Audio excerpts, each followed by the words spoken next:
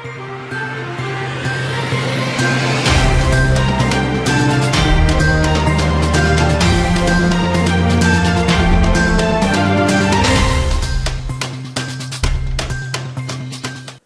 भर की बड़ी खबरों के साथ बस्तर की बात में आपका स्वागत है। नमस्कार, मैं हूं उपेंद्र।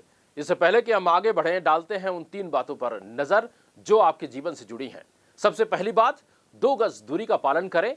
दूसरी बात, जब भी आप घर से बाहर निकलें तो अपने नाक और मुंह ढक कर रखें। और तीसरी बात, अपने हाथ समय समय पर धोते रहें।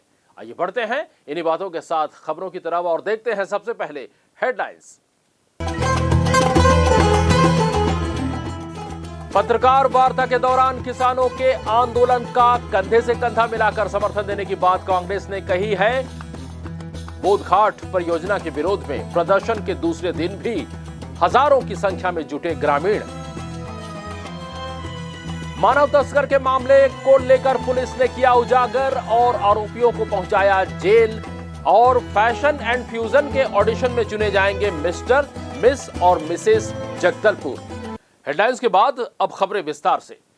बस्तर जिला कांग्रेस कमेटी ने जगदलपुर के कांग्रेस भवन में पत्रकार वार्ता कर केंद्र के कृषि बिल के खिलाफ चल रहे किसानों के आंदोलन में कंधे से कंधा मिलाकर साथ देने की बात कही है। साथ ही अब किसानों के इस आंदोलन को बस्तर में भी पदयात्रा कर गांव-गांव में किसानों तक पहुंचाने व केंद्र के कृषि कानून की कमियों से अवगत कराने की जानकारी दी गई। दरअसल लगभग 3 माह से चल रहे किसान आंदोलन को कांग्रेस ने और भी बड़ा स्वरूप देने की मंशा से इसे पूरे छत्तीसगढ़ के प्रत्येक किसान तक पहुंचाने का संकल्प लिया है। इसी तारतम्य में आज कांग्रेस भवन में जगदलपुर विधायक रेखचंद जैन, कांग्रेस के शहर जिला अध्यक्ष राजीव शर्मा और बस्तर कांग्रेस कमेटी के सदस्यों ने पत्र वार्ता कर अपनी आगे की रणनीति साझा करते हुए केंद्र सरकार पर जमकर आरोप लगाया। इस दौरान जगदलपुर विधायक और संसदीय सचिव रेखचंद जैन ने केंद्र सरकार को हाथों में लेते हुए कहा कि मोदी सरकार किसानों के खिलाफ काम कर रही है और ये 3 नए कृषि बिल भी तानाशाही रवैये अपनाते हुए असंवैधानिक तरीके से पास की गई है। इन बिलों में न तो एमएसपी की गारंटी है और न ही किसानों के उज्जवल भविष्य की। कॉन्ट्रैक्ट फार्मिंग से कृषि के क्षेत्र में भी बड़े उद्योगपतियों को भी लाभ दिलाने का आरोप लगाते हुए कहा कि कांग्रेस इस आंदोलन में किसानों के साथ कंधे से कंधा मिलाकर साथ देने को तैयार है और अब इस किसान आंदोलन को उनके द्वारा पदयात्रा कर ब्लॉक और गांव-गांव तक पहुंचाया जाएगा। साथ ही प्रत्येक किसानों को इन तीनों बिलों के दुष्परिणाम की जानकारी दी जाएगी। ये पदयात्रा 11 फरवरी को नगरनार और 13 फरवरी को नानगूर से इस पदयात्रा की शुरुआत की जाएगी, जो अलग अलग चरणों में सभी ब्लॉकों में पूर्ण किया जाना तय किया गया है। आइए सुनते हैं विधायक रेखचंद जैन ने क्या कहा। एक तरफ छत्तीसगढ़ में हमारे प्रदेश के यशस्वी मुख्यमंत्री भूपेश बघेल जी के द्वारा, कांग्रेस की सरकार के द्वारा किसानों के हित में लगातार काम हो रहा है। कर्ज माफी की बात हो, 2500 रुपये क्विंटल में धान खरीदने की बात हो, राजीव गांधी न्याय योजना के अंतर्गत 10,000 रुपये प्रति एकड़ देने की बात हो, गौधन न्याय योजना हो, लगातार हम किसानों के हित में काम कर रहे हैं। दूसरी तरफ केंद्र की सरकार, एनडीए की सरकार, नरेंद्र मोदी जी की सरकार किसानों के खिलाफ में काम कर रही है, किसानों के खिलाफ में कानून बना रही है। ये जो 3 काले कृषि कानून जो संसद में तानाशाही असंवैधानिक प्रक्रिया से जो इन्होंने पास कराया, इसको लेकर पूरे देश के किसान उद्वेलित हैं और लगातार 2 महीने से अपने हक और अधिकार के लिए धरना प्रदर्शन कर दिल्ली की राजधानी में बैठे हैं। लेकिन इस कोविड जैसी परिस्थिति में जिससे पूरा विश्व परेशान है, हमारा देश परेशान है, लेकिन नरेंद्र मोदी जी की संवेदनहीनता बोलेंगे कि किसान इतनी अपनी बात को लेकर, अपनी मांग को लेकर कर रहे हैं, क्योंकि मोदी जी ने ही घोषणा किया था कि किसानों को उनकी लागत मूल्य का 1.5 गुना मूल्य दिया जाएगा। लेकिन आज वो अपनी बात पर पलट रहे हैं। ये 3 काले कृषि कानून में एमएसपी की कोई गारंटी नहीं है, कॉन्ट्रैक्ट फार्मिंग की व्यवस्था है, जिसमें एक बड़ा पूंजीपति वर्ग कृषि के क्षेत्र में उतरकर किसानों के अधिकारों का हनन करेगा। इस बात को लेकर किसान लगातार आंदोलन में है और एक एसेंशियल कमोडिटी एक्ट जो आवश्यक वस्तु अधिनियम है, इसमें भी इन्होंने स्टॉक की सीमा को फ्री कर दिया है, जिससे किसान तो ठगे जाएंगे ही जाएंगे, साथ ही साथ आप सभी उपभोक्ता हैं, हमको भी इस महंगाई की मार को झेलना पड़ेगा। और इस आंदोलन में लगातार जो हमारे किसान बैठे हैं, अपने हक अधिकार के लिए बात कर रहे हैं। कई किसानों ने सुसाइड किया, कई किसान की धरना प्रदर्शन के दौरान अकारण मृत्यु हो गई, शहीद हो गए अपने अधिकारों को पाने के लिए।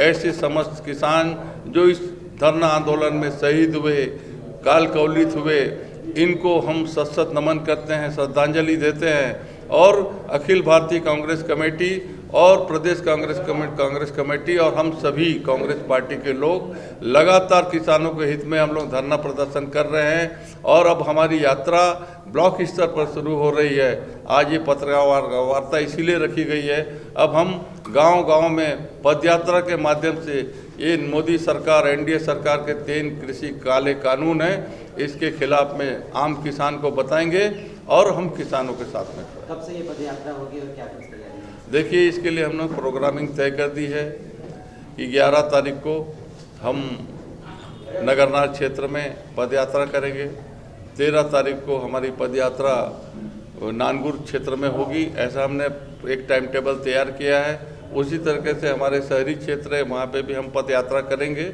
और हम किसानों के इस विषय में बिल्कुल हम किसानों के साथ में खड़े हैं और नरेंद्र मोदी जी से और एनडीए सरकार से मांग करते हैं कि अपनी संवेदनहीनता को छोड़कर जो वादे उन्होंने किया था कि मूल्य लागत का 1.5 गुना लाभ दिया जाएगा, मूल्य दिया जाएगा, उस बात को माने और इस काले कृषि कानून को वापस ले। अगली खबर बोधघाट परियोजना से जुड़ी। बोधघाट परियोजना के खिलाफ आज दूसरे दिन भी हजारों की संख्या में ग्रामीण जुटे रहे। जिले के सरहदीय इलाके में ग्रामीणों का आने का सिलसिला आज भी जारी रहा। इस विरोध के समर्थन में आज आदिवासी नेता मनीष कुंजाम, भोजराज नाग, पूर्व विधायक अंतागढ़ समेत कई आदिवासी नेता मौजूद थे।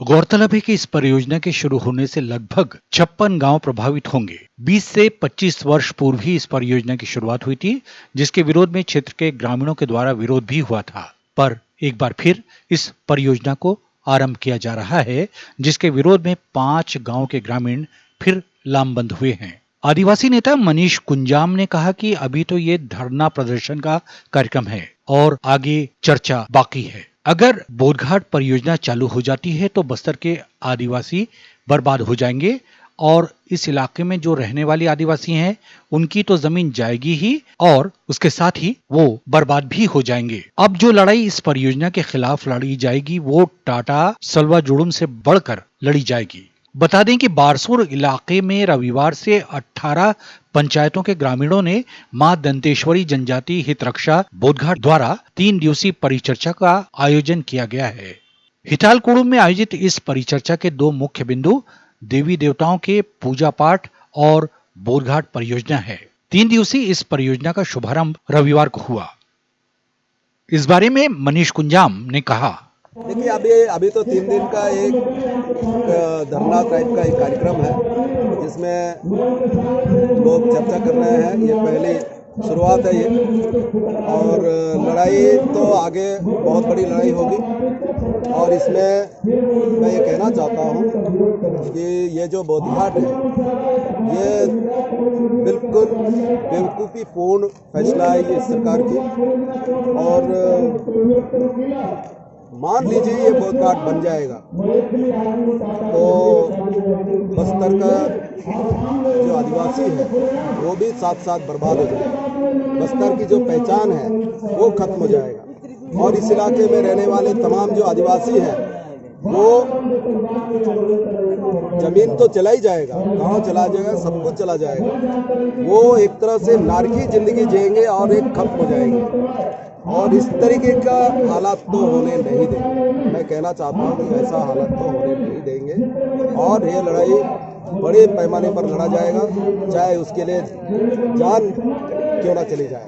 मैं आप लोगों के माध्यम से कहना चाहता हूँ, ये उसी भावना से कहना चाह रहा हूँ जो देश का किसान आज दिल्ली के सीमाओं पर लड़ रहा है। वो कह रहा है कि 3 बिल वापस नहीं होगा और MSP पर कानून नहीं बनेगा तो हम यही रहेंगे जब तक ये नहीं होगा, बिल वापस नहीं होगा। तो मैं उसी भावना के साथ कहना चाहता हूँ कि बोधघाट जब तक बनाने की बात होगी तो सरकार के खिलाफ वो लड़ाई लड़ी जाएगी जो शायद आज तक बस्तर की जनता कभी नहीं लड़ी। बस्तर की, चाहे सर्वाजुड़ के दिनों में हो या टाटा SR के खिलाफ जो हम लोगों ने लड़ाई, उससे भी बड़ी लड़ाई इस समय लड़ा जाएगा। मैं कहना चाहता हूं आप लोगों के चैनलों के माध्यम से। और अभी मुझे कहना पड़ रहा है आप लोगों के मार्फत कि ये वही लोग हैं जो चुनाव के पहले इन लोगों ने कहा था कि आदिवासियों की जल जंगल जमीन को सुरक्षित रखने के लिए पेशा कानून प्रभावी तरीके से लागू करेंगे। 2 साल हो गया, नियम नहीं बना अभी तक, 25 साल हो गए उस कानून के बने। ये जो बड़े दावा करने वाले इनके भी 2 साल हो गए, अभी तक नियम नहीं बना। ये दुर्भाग्य की बात है। अभी 4 फरवरी को एक बैठक हुई जिसमें तमाम लोग थे, सरकार की तरफ से आयोजित था।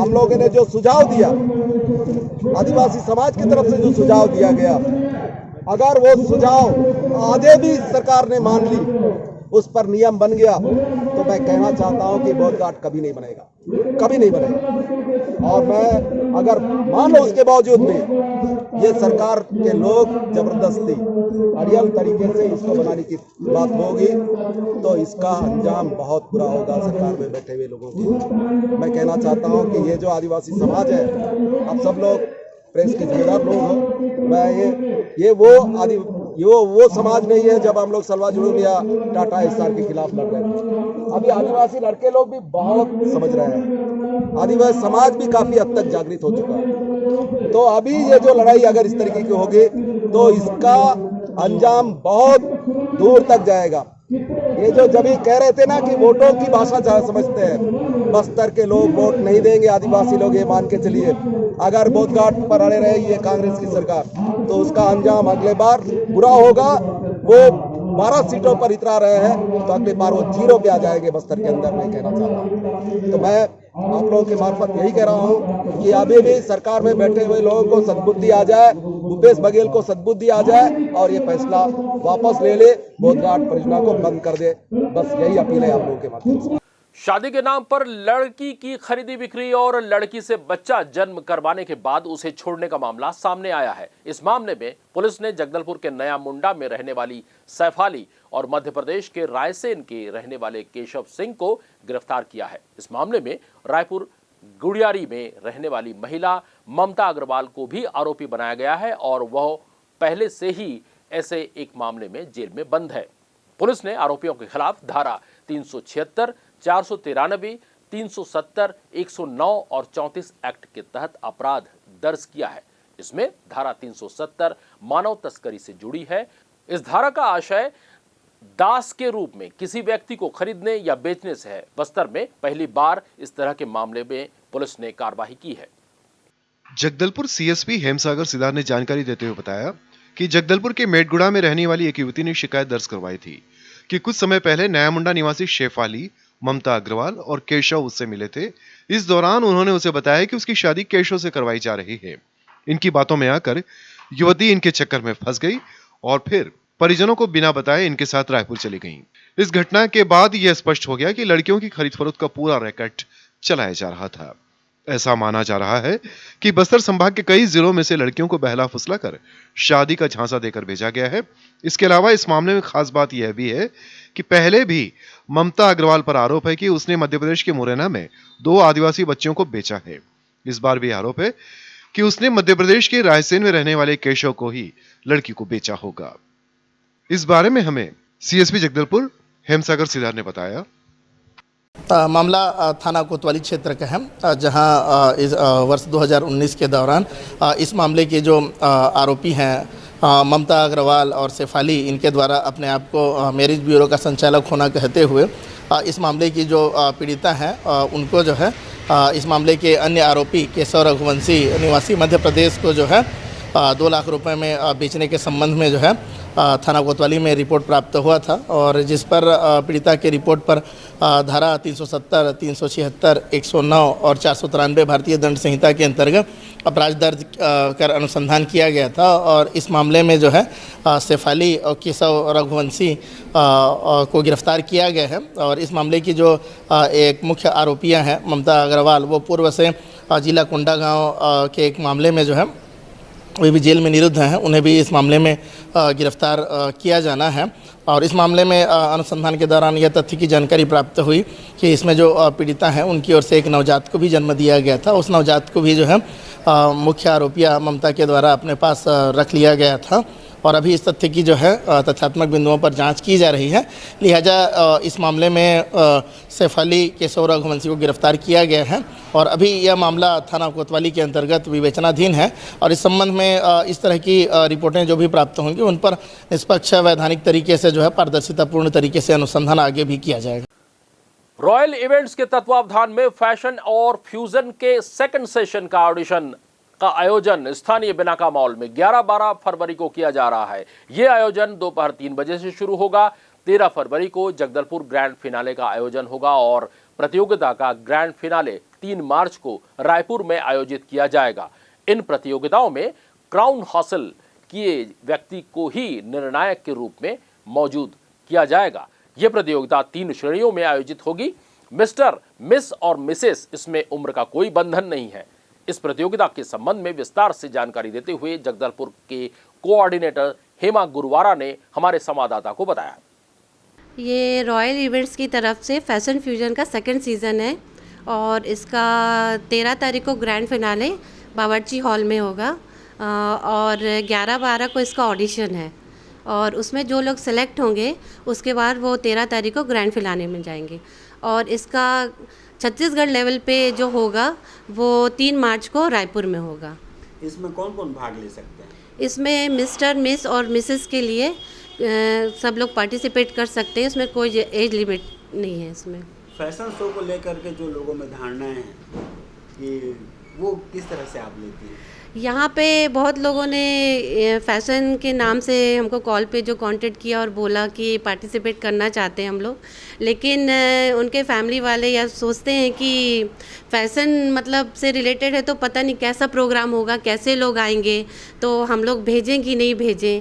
लेकिन ऐसा नहीं है। हम इस प्रोग्राम के ज़रिए ये बताना चाहते हैं कि हम लोग फैशन शो जो कर रहे हैं उसमें ट्रेडिशनल भी रहेगा, वेस्टर्न भी रहेगा और जो लोग आएंगे वो बहुत अच्छे फैमिलीज़ के होंगे और हम चाहते हैं कि सब इसमें बढ़ चढ़ के पार्टिसिपेट करें और लोगों को, जो लोग आ रहे हैं स्टेज पे, उनको, लेडीज़ को, लड़कियों को और मिस्टर भी हैं जो, तो सबको एक अच्छा प्लेटफॉर्म जो हम लोग दे रहे हैं तो अच्छा एक उनको रिस्पांस मिले ताकि आगे भी हम लोग ये प्रोग्राम करा सकें। फिलहाल वक्त है छोटे से ब्रेक का। ब्रेक पर जाने से पहले हम आपको बताएं कि हमारी और नगर निगम प्रशासन की एक अपील।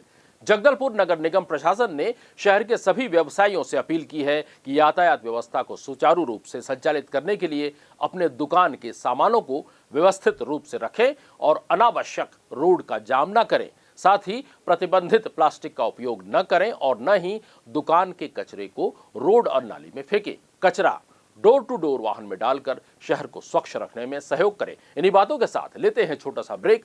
ब्रेक के बाद हम फिर हाजिर होंगे कुछ और अहम खबरों के साथ। देखते रहिए बस्तर की बात।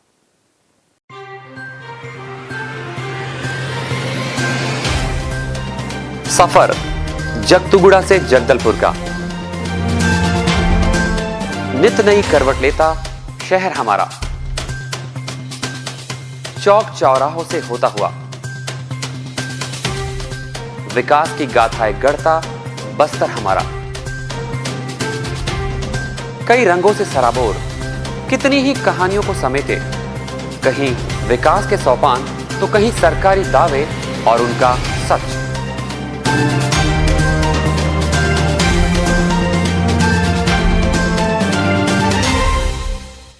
आतंक से दहलते जंगल, जमीन और जीवन,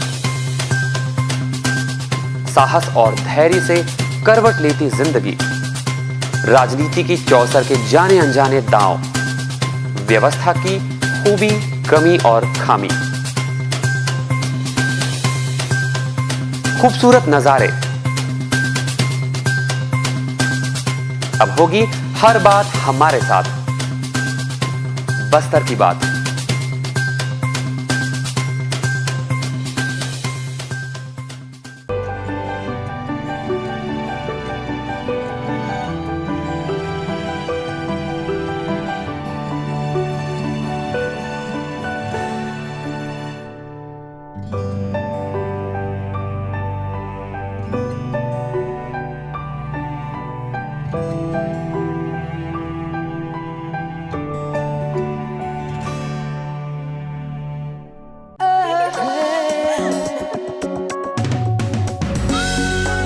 खूबसूरत गुलाब, खूबसूरती के नाम।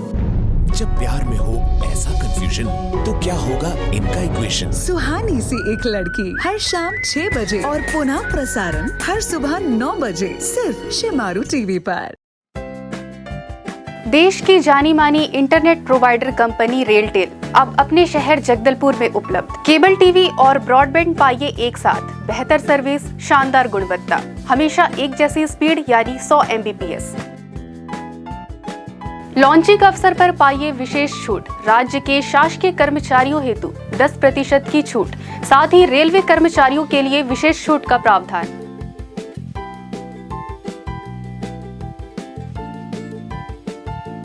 इंटरनेट कनेक्शन हेतु तत्काल अपने केबल ऑपरेटर से संपर्क करें या कॉल करें 9425262386 पर या 9617185020 पर।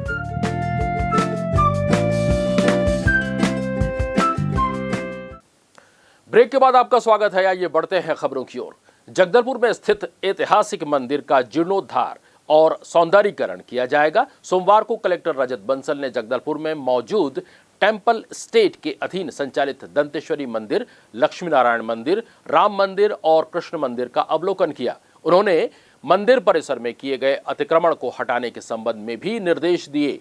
मंदिर के जीर्णोद्धार, सौंदर्यीकरण और सेवादारों की नियुक्ति के संबंध में टेंपल स्टेट कमेटी के सदस्यों की बैठक लक्ष्मी नारायण मंदिर में आयोजित की गई। इस अवसर पर अनुविभागीय दंडाधिकारी GR मरकाम, नगर निगम के आयुक्त प्रेम पटेल, राजस्व विभाग, लोक निर्माण विभाग, उद्यानिकी विभाग के अधिकारी मौजूद थे।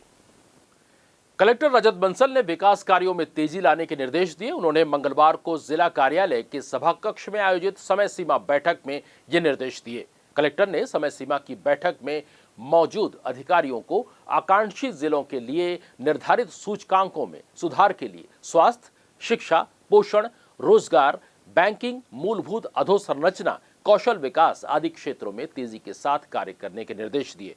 उन्होंने जिला खनिज न्यास निधि, विशेष केंद्रीय सहायता, CSR आदि मद से स्वीकृत कार्यों को शीघ्र पूर्ण करने के साथ ही कार्य संपूर्णता प्रमाण पत्र तथा उपयोगिता प्रमाण पत्र जारी करने के निर्देश दिए। इसके साथ ही नक्सल हिंसा से पीड़ित तथा आत्मसमर्पित नक्सलियों के राहत और पुनर्वास पर भी चर्चा की गई। कोरोना से बचाव के मद्देनजर कलेक्टर रजत बंसल और पुलिस अधीक्षक दीपक झा ने आज टीका लगवाया। मंगलवार को दोपहर महारानी अस्पताल परिसर में स्थित नर्सिंग कॉलेज में बनाए गए टीकाकरण केंद्र में पहुंचकर कोरोना से सुरक्षा के लिए इन अधिकारियों ने टीका लगवाया। कलेक्टर ने वर्तमान में कोरोना से बचाव के लिए टीकाकरण को प्रभावी उपाय बताते हुए कहा कि उनका स्वास्थ्य पूरी तरह से ठीक है और किसी भी प्रकार की कोई समस्या नहीं है। उन्होंने जिला वासियों को स्वयं और परिवार की सुरक्षा के लिए टीका लगाने और कोरोना को हराने की अपील की है।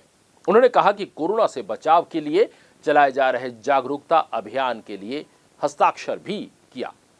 डिप्टी कलेक्टर सुश्री दीप्ति गौते ने भी इस टीकाकरण केंद्र में पहुंचकर टीका लगवाया। उल्लेखनीय है कि बस्तर जिले में स्वास्थ्य कर्मी, स्वच्छता कर्मी के साथ अब राजस्व और पुलिस विभाग के फ्रंट लाइनर्स का भी टीकाकरण किया जा रहा है।